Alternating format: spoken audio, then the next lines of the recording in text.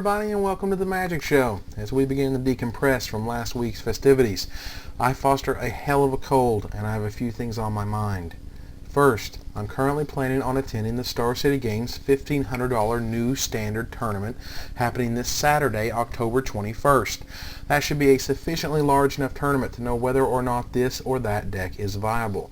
Better yet, it gives me another chance to go on location and find the best deck and let you see it being played in real time. Should be a lot of fun. But no fun is not without a little work behind it, and with Time Spiral coming in, we definitely need some assistance. The first deck of the three is Dragonstorm. My videos on compiling and playing Dragonstorm are some of my most popular ever. So what are the pieces that make Dragonstorm unique? Where can you find the tech in your build to make it better than everyone else's? First, you have your basic combo pieces. Everyone seems to agree that Lotus Bloom, Dragonstorm, Rite of Flame, Seething Song, and 5 or 6 dragons, a mix of Bogarden, Hellkite, and Hunted Dragon, create the core of the combo. The next question is what finds the combo faster, and speed is the definite factor in winning. Giga Drouse was the most important card I didn't cover at all, as this card stops any counter spells, trick binds, Shadow of Doubts, or anything else your opponent may come up with to disrupt you. Giga Drouse at the end of their turn can simply mean I win more than any other spell you can play. Your opponent is then left with absolutely no option but Soul Spike and or Commandeer in an attempt to stay alive. Now, if an opponent is playing Black-White Control and they can both Soul Spike and Wrath of God my dragons on their next turn, well, then I deserve to lose. The most important thing that you can do with a combo deck like Dragonstorm is to goldfish to see what hands and what cards can make it explode. Once you have that down, you need to play against the most powerful decks around, which include the other two in this article, and see what disruption and pressure do to your play. Sometimes you simply can't go off until turn 7, and that can be a death knell for many Dragonstorm decks. In this format, you just don't have time to lollygag around and hope that your opponent is falling asleep. Finally, there's Infernal Tutor. This was the hottest card off the Dissension spoiler, commanding $20 bills at the Dissension pre-release I attended. Unfortunately, it's nowhere near as good as it looks, as Hellbent is just awful and constructed. But in Dragonstorm, it can work. The optimal play is this. Turn 1, Lotus Bloom, land, go. Turn 2, land, Infernal Tutor with another Rite of Flame or, better yet, Seething Song, go. Remember, with 3 lands and 3 Seething Song, you have 9 mana available, just enough for Dragonstorm. The following is my current list of Dragonstorm, based on my own testing and forum feedback on this forum thread.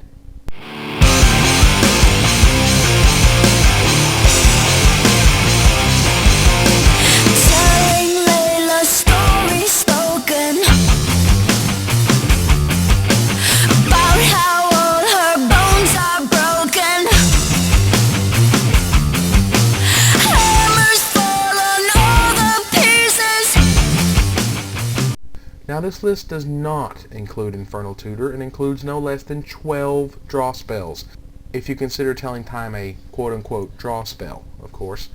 In exchange for Infernal Tutor, I have a full playset of Compulsive Research, which has done better for me in my own playtesting. Of course, I have to temper my recommendation by saying that the best list will probably come out on top this Saturday, and I definitely think it will be an appearance.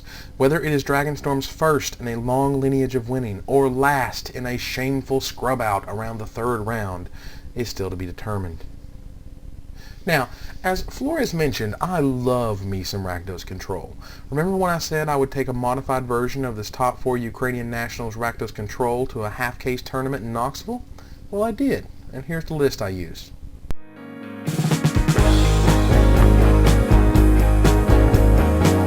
Stonecutters made them from stones, chosen specially for you and I, who live inside. I ended up going 4-2 on the day, where my only losses were to Blue-Green Jit.deck and Ghostad.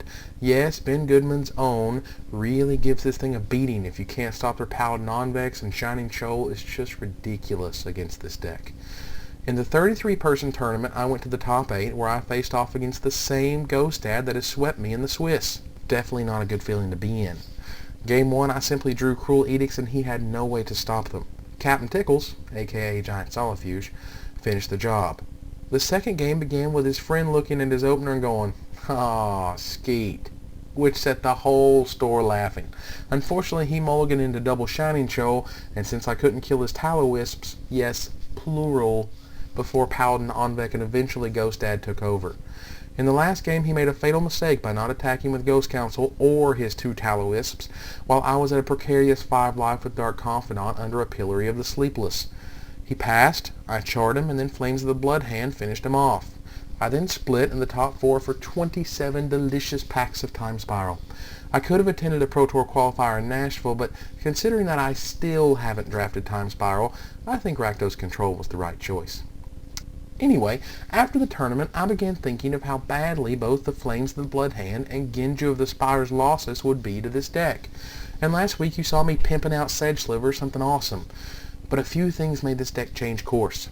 First, Mr. Flores did an interesting piece on how Dark Confidant actually gives your opponents turns by damaging you so much in the process.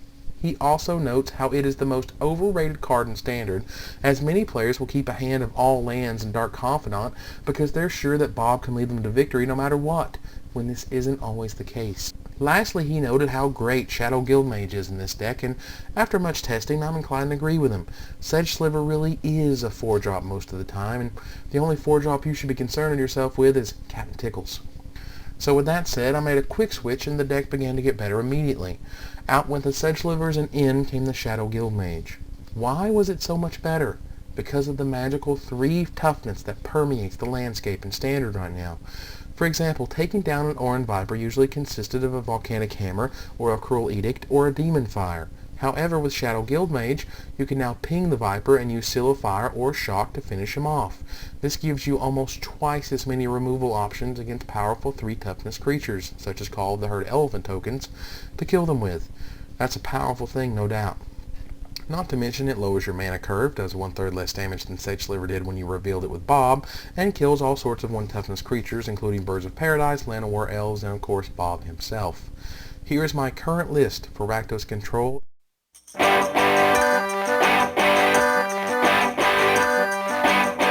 the contact high from the real life adventures wear off, you find in the tiny moments the bomb your files rain down from the skies and the babe.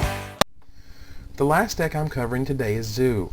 This won't be a very elaborate section as we're winding down here, but I do want to note that Zoo is the deck that Mike Flores just won't shut up about. Whether you or I like it or not, the decks that get the most coverage in articles, like the one you're watching right now, are the ones you'll need to watch out for.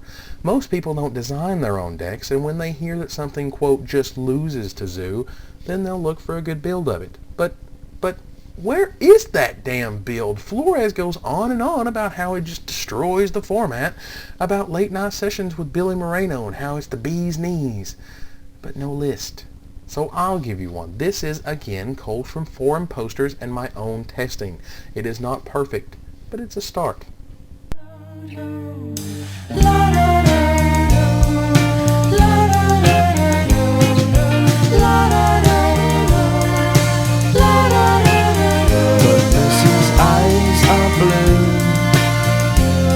She places them in front of you. Nothing holds a Roman candle to solemn warmth. The things I like about this deck, it just friggin' wins. Wow, what a scary deck. This thing forces your opponent to deal with virtually every non-land card you draw, and in an immediate fashion. You deal a lot of damage to yourself with your mana sources, yet Lightning Helix gets it back. You run the most efficient, powerful creatures for their mana curve. Your mana base is shaky, but surprisingly consistent. What I don't like about this deck, Jaya was my own contribution and could probably be something else. I tested Magus of the Scroll, but was left underwhelmed. Normally you have 2 or 3 cards in hand, and dumping them off let my opponent get too much of an advantage when they would Pyroclasm or play Wrath of God. One of the most powerful instincts you can develop as a Magic player is knowing when not to overextend. And Magus of the Scroll is a guy who can make you do that, so be careful. Otherwise, I just like the 2 Gruul turfs, and those should be replaced with either Boros Garrison or some other Pain land. The deck changed mana color wise as it was being shifted from one list to another, and the turfs are inadequate. However, the Karoo Gemstone Mine connection is not to be underestimated. Gemstone Mine is one of my favorite cards ever, and Karoo simply send it into the stratosphere. What happens now? Feedback, of course.